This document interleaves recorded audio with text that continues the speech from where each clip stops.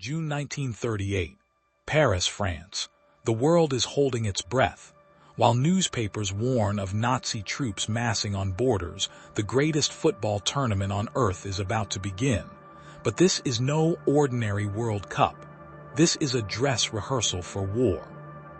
The defending champions are Italy. Their leader is not a coach but a dictator. Benito Mussolini sees football as a weapon. Win this tournament and fascism proves its superiority. Lose and the players may never return home. The team trains under armed guard. Their motto, win or die. If you enjoyed this video, don't forget to like, share, and subscribe to the channel. Turn on the notification bell so you never miss any new uploads. One team has already disappeared before the first whistle. Austria qualified months ago. But in March 1938, Nazi Germany invaded and swallowed the country whole. The Austrian national team simply vanished from the map. Their players were told to wear the German jersey instead. Most refused. One Austrian star, Matthias Sindelar, would pay with his life. Germany marches into France with a stolen team, a stolen flag, and a message for the world. Adolf Hitler demands victory. The German players wear stern faces, but inside the dressing room, some refuse to give the Nazi salute. Small acts of rebellion that no camera would ever capture. The tournament opens with a match that feels like a prophecy. Switzerland versus Germany, the underdogs from the mountains against the mighty Third Reich. Hitler sends his top officials to watch. They expect a massacre. Instead, Switzerland fights back. The game ends in a draw. A replay is ordered. In the replay, something unthinkable happens. The Swiss score again and again. The German defenders look lost. The final whistle blows. Switzerland 4, Germany 2. The Nazi team is eliminated in the first round. Hitler's face, witnesses say, turned to stone. The world saw that the master race could be beaten.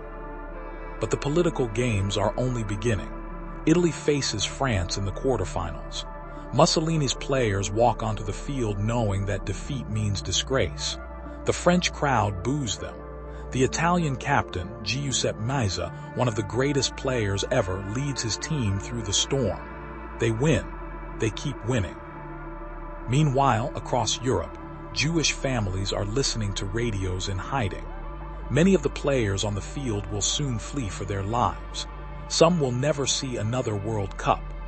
One Hungarian Jewish player, Gyula Zengelayer, plays the tournament of his life not knowing that within years, most of his extended family will be gone. The semifinals arrive. Italy beats Brazil. Hungary beats Sweden. The final is set, Fascist Italy versus Hungary, but Hungary is no friend to the Axis powers. They are caught between Hitler's pressure and their own independence. The Hungarian players know that if they win, they embarrass Mussolini, but if they lose, they prove fascism's strength. Either way, war is coming. June 19, 1938. The Olympic Stadium in Paris. 70,000 spectators fill the stands. Among them, Nazi officials sit alongside French politicians who pretend not to see what is happening across the Rhine. The teams walk onto the pitch. The Italian players raise their arms in the fascist salute. The crowd falls silent.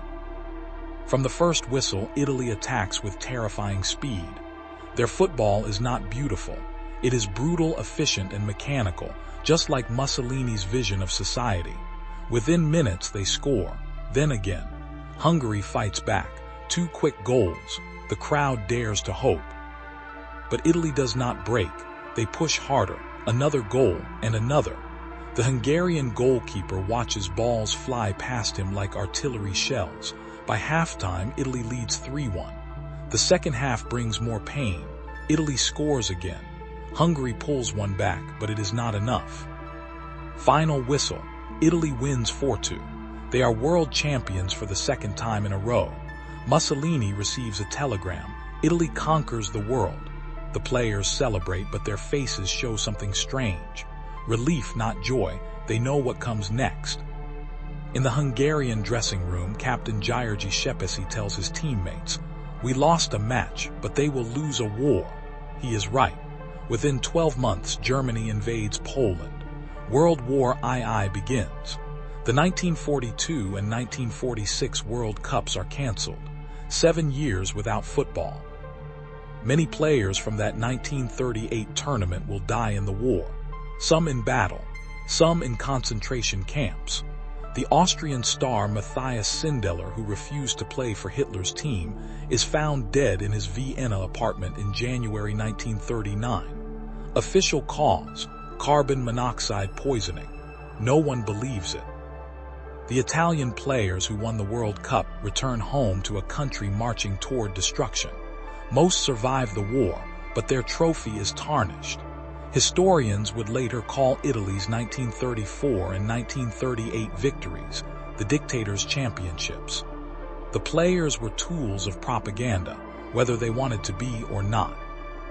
One man walked away from that final and never looked back. Italian referee Giovanni Ganelli officiated the match. After the war, he refused to speak about it. When asked years later, he simply said, "I saw what was coming. We all did, but we pretended not to." The 1938 World Cup was not just a tournament, it was a mirror. It showed the world exactly what was about to happen: the aggression, the propaganda, the crushing of smaller nations, the silence of the powerful, and the small acts of courage that history almost forgot. Today, the trophy that Italy won sits in a museum. The names of the players are carved into stone, but the lesson of that summer in Paris remains unwritten in most history books. Football did not cause the war, but the war was already inside the stadium. Don't forget to like, share, and subscribe. Turn on notifications for more videos. When you watch the World Cup today, remember 1938. Remember the team that disappeared, the players who said no, the dictator who used a game to prepare for genocide. And remember that sometimes, before the world goes to war, it plays a match first.